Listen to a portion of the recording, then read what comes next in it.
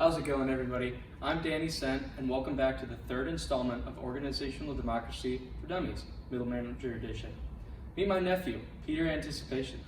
You can call me Pete for short, and today we're going to help you with the issue of employee participation. In democratic organizations, such as the ones you all run, it's sometimes difficult to get your employees to buy in and contribute to the discussions. Some employees might be afraid to speak up and voice their thoughts on a problem, or they might not feel they have enough opportunity. That's where we come in.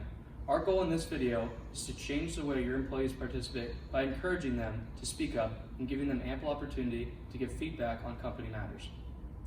We're going to walk you through a few scenarios and show you examples of how to handle participation, some good and some bad. Let's go.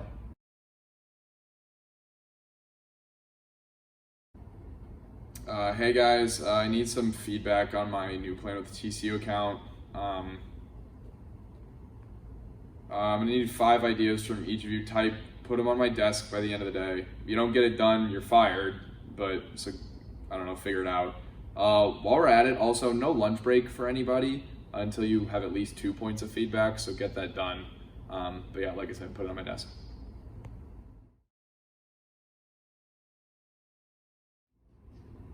Hey everybody, just finished up the plan for the new TCU account.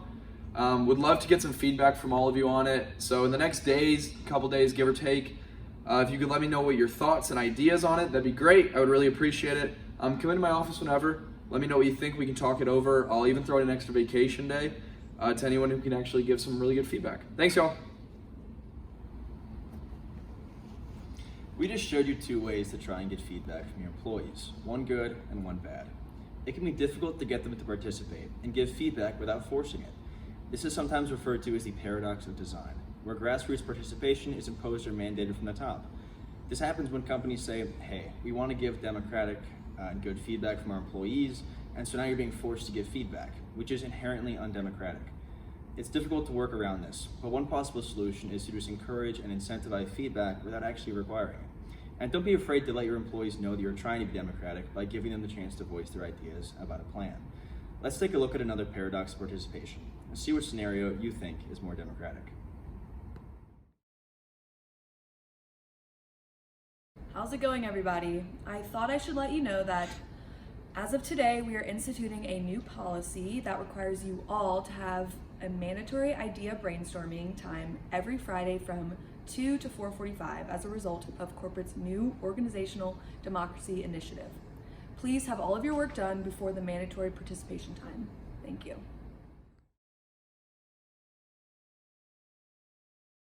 Hey y'all, we know that participation is a valued piece of being democratic in the workplace.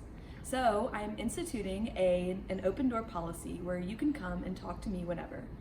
If I'm in a meeting or gone, feel free to shoot me an email or put your ideas or words in a box that I'm putting outside of my office.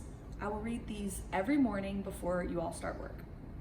Next, I know you all want to hear the progress of your ideas and participation, so feel free to come in and ask me how the progress is going or what I am doing about these ideas. I want to hear y'all's thoughts though. What do each of you think? Would this help y'all? Now that was called the paradox of formalization. It's quite common in organizations today. See, companies want to be democratic, but they don't necessarily know how to encourage and regulate that. As you can see, it's not like design where they're mandating participation. It's the paradox of formalization. You're regulating how people participate and when they do.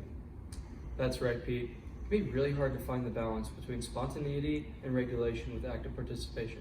But constraining participatory moments to certain times is not the way to go. Absolutely. And the best thing to do is to make sure that employees have easy access to participation in ideation, in meetings, and then to make sure that that participation given is taken into account. As with dissent, your employees need and want to feel like their words and participation, they matter, and that they're being listened to. As you can see, finding the balance in participation can be tricky, but being transparent with your employees about your democratic desires is important. What's even more important is actively listening to feedback and not getting defensive. Well, that about wraps up our time for participation. Thanks for stopping by. Thanks, Pete and Descent.